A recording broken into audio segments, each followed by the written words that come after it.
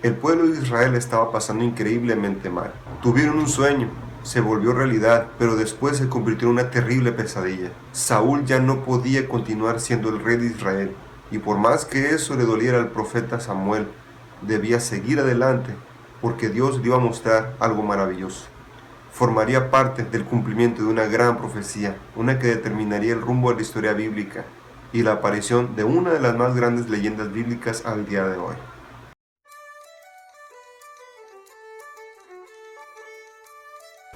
David era el octavo hijo de una familia ganadera y agricultora en el pueblo de Belén. Su padre Isaí era un hombre muy respetado en el lugar, un hombre que había criado a hijos que se habían distinguido en la guerra, en el trabajo, en su forma de ser, dignos hijos de su padre. Pero David era otro asunto. David era el clásico muchacho por ser el más pequeño, que era el que daba más problemas, aparentemente. ¿Por qué? Bueno, David era el clásico muchacho hiperactivo, cuestionador, inquieto, amante de la vida al aire libre, de la naturaleza y de dormir sobre el pasto con un cielo tapizado de estrellas como su cobija. David no era para nada como esos jóvenes adolescentes de hoy. No era un joven gamer, no era un joven que se la pasaba jugando encerrado en su casa. Era un joven que le gustaba estar fuera, conviviendo con la naturaleza. Le gustaba subirse a los árboles para saltar al río y bañarse. Después pescar ahí mismo. Le gustaba nadar en los lagos, corretear a las liebres y a las cabras entre las rocas y dormir en el pasto a la luz de las estrellas. David era el menor de sus hermanos. Recordemos, eran 8 varones en total, él era el octavo. Pero enfocándonos en el punto, siendo David el menor de sus hermanos, ellos constantemente le restaban importancia, lo callaban, lo alejaban, le restaban importancia a sus opiniones y a sus comentarios. No le dedicaban tiempo para explicarle cosas que él quería saber. Por considerarlo una molestia, su padre prefirió mandarlo lejos de sus demás hermanos. Así que lo envía al campo a cuidar a las cabras, a las ovejas, y por más contradictorio que pudiera parecer, a David le fascinó esta idea. Él estaba encantado de vivir en la naturaleza, haciendo sus fogatas, cocinando al aire libre, tocando su arpa, cuidando a los animales. David era el claro ejemplo de esos jovencitos que disfrutan las cosas sencillas de la vida. David no era materialista, era un joven noble, sencillo, que amaba todo lo que Dios le había regalado por medio de la naturaleza. Valoraba cada cosa que él disfrutaba, desde el aire puro, los árboles, las frutas, el agua fresca de los ríos. David era un joven que agradecía a Dios constantemente por todos esos pequeños detalles que él le había dado. Pero vamos a enfocarnos directamente en el día en el cual las cosas cambiaron para David para siempre. ¿Quién era el profeta Samuel? Antes de que el reino de Israel se gobernara por reyes, era un gobierno teocrático, es decir, había un personaje que se comunicaba directamente con el Dios de ese pueblo y les daba los mensajes que ellos necesitaban saber. En este caso era el profeta Samuel. El profeta Samuel era un hombre muy respetado, tenía mucha autoridad, representaba muchas cosas buenas. Le tocó la transición del gobierno teocrático, es decir, el primer rey de Israel fue ungido por el profeta Samuel. Obviamente Samuel estaba muy encariñado con Saúl, el primer rey. ¿Por qué? Porque vio cómo el efecto de Dios en Saúl fue favorable para el pueblo en un inicio. Si nos damos cuenta, en la historia es muy común que un personaje que llega a liberar, a ofrecer muchas cosas buenas, una segunda oportunidad, una salvación para la nación, al inicio es un héroe, pero en la medida que pasa el tiempo suele corromperse y después se convierte en un dictador. Lo hemos visto muchas veces. Saúl era un ejemplo de eso. Y eso ponía muy triste a Samuel porque había puesto todas sus esperanzas en él. Le dolía saber que ahora Saúl tenía que ser reemplazado. Pero aún así Samuel ese día se dispuso a obedecer las órdenes de Dios. Dios le dijo: ¿hasta cuándo vas a llorar por Saúl? Yo ya elegí un nuevo rey, vas a ir a donde yo te diga. Y la voluntad de Dios lo llevó a Belén, a la casa de Isaí. No era normal que Samuel visitara un pueblo, menos sin avisar, por lo cual cuando Samuel llega al pueblo las personas se asustan y se preocupan. ¿Está todo bien, Señor? Samuel dice: sí, claro que sí, está todo bien, vengo a ofrecer sacrificios. ¿Dónde está Isaí? Va a la casa de Isaí. Después de convivir un tiempo con toda la gente del pueblo, se queda solo con la familia de Isaí y le hace una pregunta a Isaí muy rara y le dice: ¿dónde están tus hijos? Isaí inmediatamente le pide a sus hijos que se presenten y los ordena de mayor a menor. Se presenta el primero, alto, fuerte, Y Samuel automáticamente piensa que como el primer rey de Israel era alto y fuerte, paréntesis, Saúl era el más alto de todo el reino.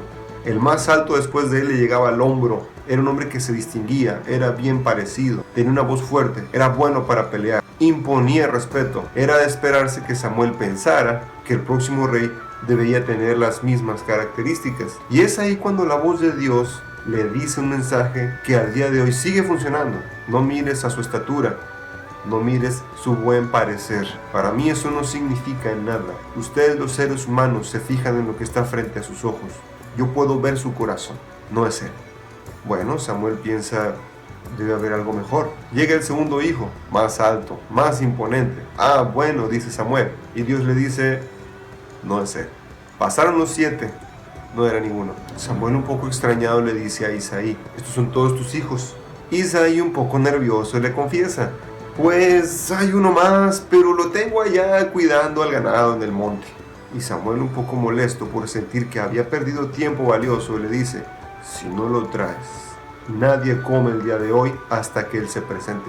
Inmediatamente mandan traer a David. Cuando David llega y Samuel lo ve, ya no levantó su mirada, tuvo que bajarla. Adolescente, entre los 14 y los 17 años. Estaba sucio, quemado por el sol, olía a estiércol de cabra y oveja, pero curiosamente había algo en su mirada, había inocencia, había nobleza. Tenía ojos azules, su cabello era rubio y con un semblante de sonrisa inocente causaba mucha simpatía. Y la voz de Dios dijo, es él, úngelo. El ungimiento era un símbolo de dedicación a Dios. Se usaba cuando se iba a elegir un rey, cuando un profeta era elegido para una misión especial, cuando se dedicaba la vida de un ser humano a Dios de una manera muy específica. Samuel no le dijo a nadie en esa casa cuál era el motivo del ungimiento, pero sabían lo que el ungimiento significaba, una misión muy especial. ¿Qué era lo que Dios había elegido que David hiciera y los demás no? Ahora, David también entendía que eso significaba algo importante. Samuel no le dijo qué representaba, pero a partir de ese día, el Espíritu de Dios estuvo presente en la vida de David de manera muy especial. David se empezaba a preguntar, ¿en qué momento él tendría que hacer algo importante? ¿Quién le iba a explicar? ¿Quién le iba a decir? He ahí una gran diferencia.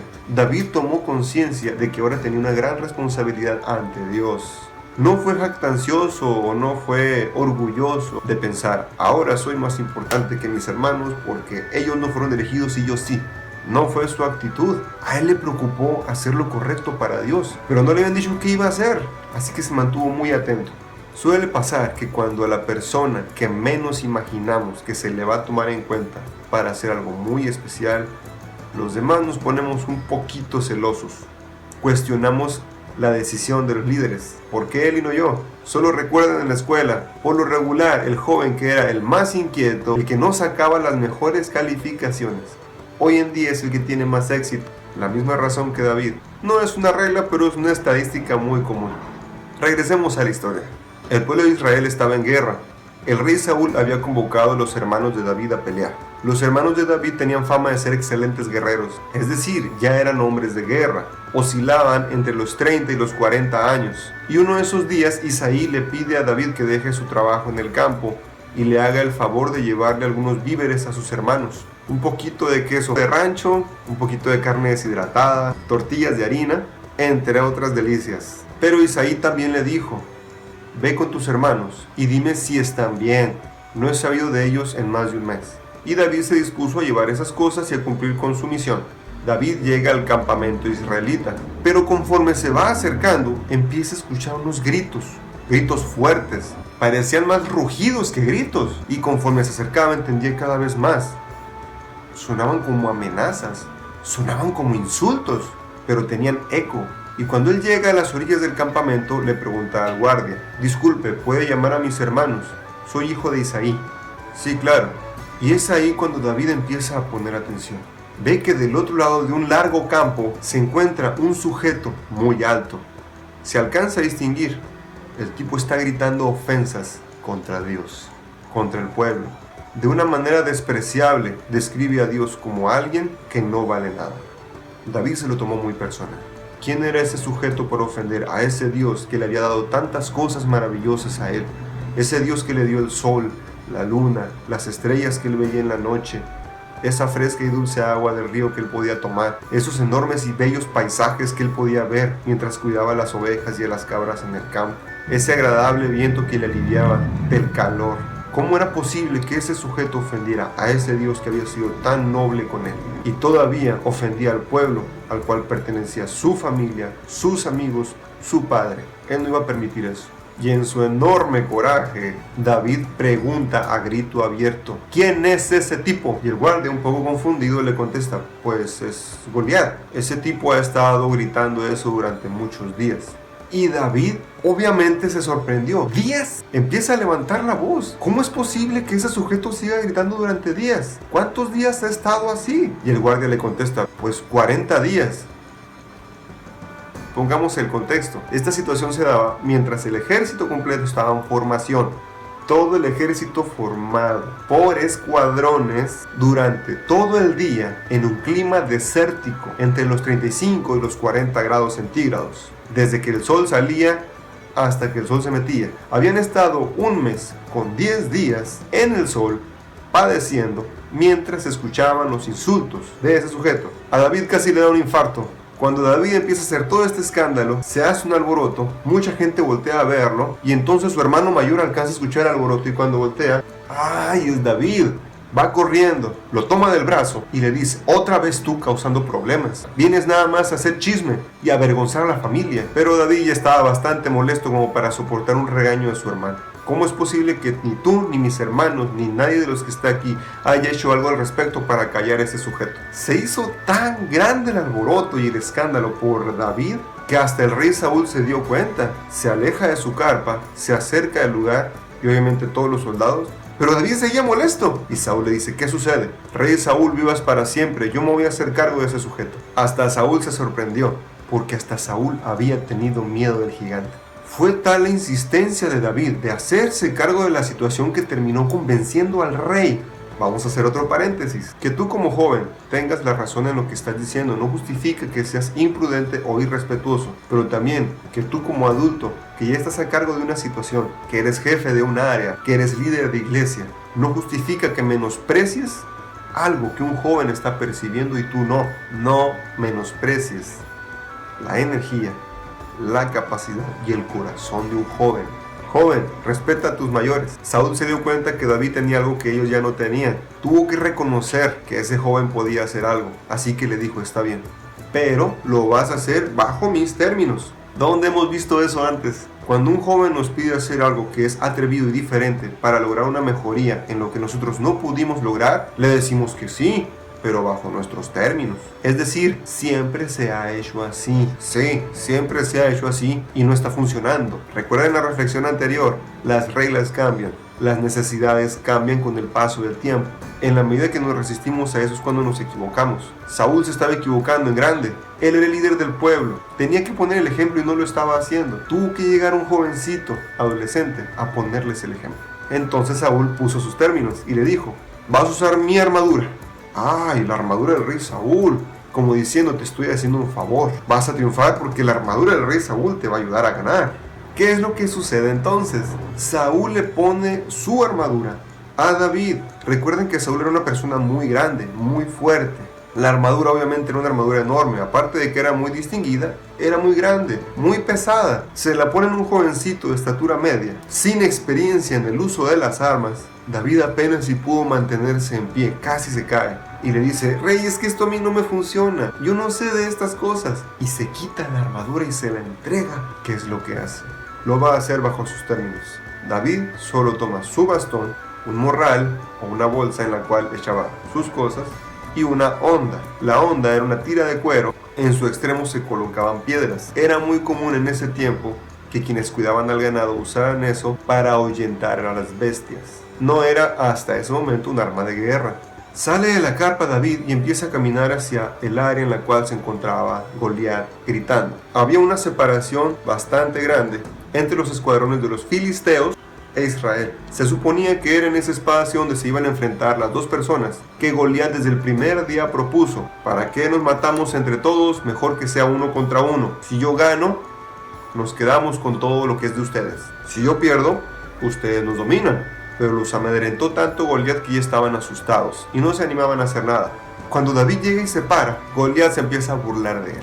Mandaron a un niño a pelear conmigo. Son así de cobardes. Además lo mandan con un palo. ¿Qué acaso soy un perro para que venga a pelear conmigo con un palo?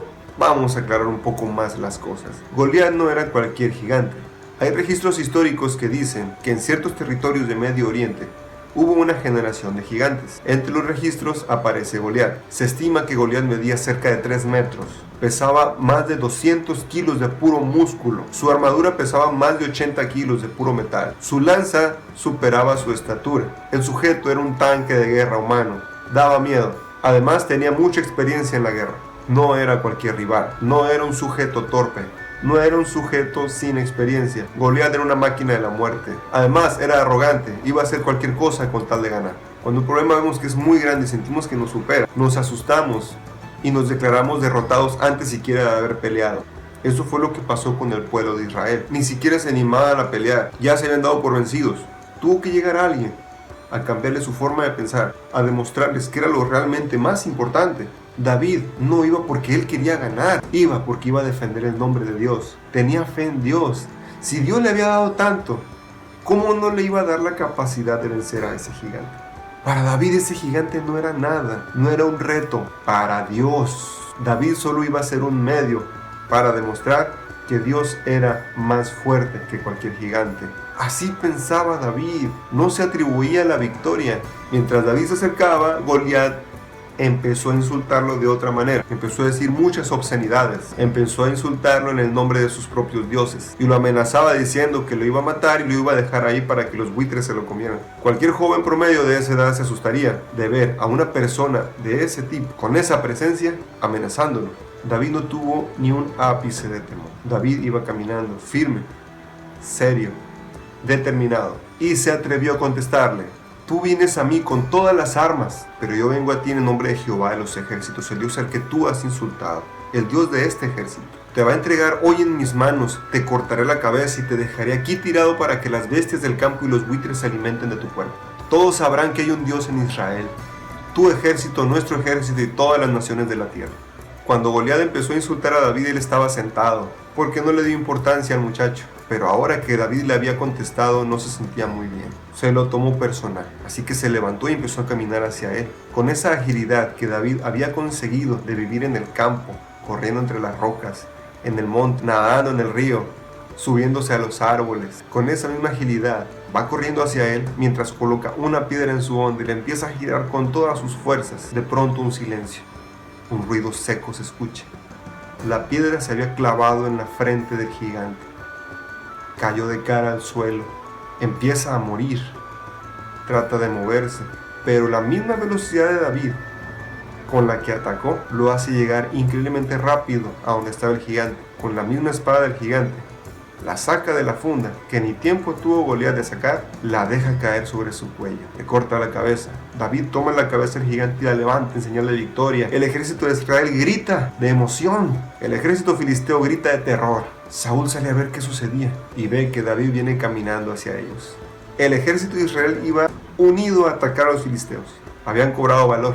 Cuando David iba caminando hacia Goliat, Saúl le preguntó a uno de sus generales: ¿quién es ese muchacho? ¿De quién es hijo? En aquel tiempo siempre se preguntaba de quién era hijo alguien, porque por lo regular era el padre de familia el que tenía una distinción. Debías hacer valer el nombre de tu padre siempre. Para que tu nombre significara algo, debías tener un logro muy importante. El general en su momento le contestó a Saúl que no tenía idea. Te juro que no lo sé. Cuando David ya venía de regreso, Saúl estaba sorprendido. El muchacho venía emocionado, con la cabeza de Goliat en su mano todavía. Saúl, sorprendido, lo ve y dice: joven, ¿de quién eres hijo? Soy hijo de Isaí. David, hijo de Isaí, el octavo hijo, el hijo que mandaban al campo porque era incómodo, al que no dejaban hablar, el inquieto, que era una molestia, ahora estaba destinado a ser algo diferente. Muchas veces tendemos a menospreciar la opinión de los jóvenes. Debemos recordar que nosotros ponemos las bases para que ellos continúen. Es obvio que las cosas tienen que cambiar. Es obvio que tendrán dudas que nosotros debemos de resolver. Es nuestra responsabilidad compartirles nuestro conocimiento. para evitar que ellos cometan los errores que nosotros cometimos. En una ocasión mi padre me dijo: tú no tienes pretextos para no ser mejor que yo. Tienes más estudios, tienes más oportunidades, has tenido mucho apoyo de muchas personas. Hay más tecnología hoy en día que la que tenía yo. Y por encima de todo, tú tienes algo que yo nunca tuve: un padre. Nosotros debemos entender esa parte. Los jóvenes no tienen pretexto, porque nosotros tenemos que darles cosas que a nosotros no se nos dieron en su momento. Es obvio que las cosas tienen que mejorar. No seas celoso de tus conocimientos y tu experiencia. No tengas miedo de darle oportunidad a los jóvenes de que aprendan, de que hagan, de que tal vez se equivoquen, de hacerlos madurar para que sepan cómo dirigirse a los demás. ¿Por qué? Porque el tiempo siempre va a estar a su favor, aunque la experiencia esté a favor nuestro. Pero ellos son los que van a estar a cargo cuando nosotros ya no podamos. Somos responsables de enseñarles correctamente. Esto no pasa solamente en las iglesias, pasa en el trabajo, pasa en la familia, pasa en cualquier grupo organizado que tiene un objetivo en común. Por lo regular al joven se le relega hasta que sepa cómo son las cosas y en qué momento va a poder aprender. Recuerden que a veces los jóvenes más inquietos son los mejores líderes para un futuro, pero quienes tenemos más experiencia tenemos la responsabilidad de enseñarles a conducirse correctamente. Bien, por hoy esto sería todo. La historia de David tiene mucha tela de donde cortar, muchísima. Al día de hoy, David es un nombre legendario en la cultura judía y en todo Occidente en nuestros tiempos. Pero más adelante analizaremos todos esos puntos. Quiero darles las gracias también porque han apoyado mucho este proyecto. Son muchas más personas las que han escuchado las reflexiones y ese es el objetivo, que las personas escuchen, comenten entre ellos y nos demos cuenta que hay muchas cosas buenas que podemos sacar de estos temas. Dios les bendiga, les mando un abrazo a todos y que todo esté muy bien. Nos vemos.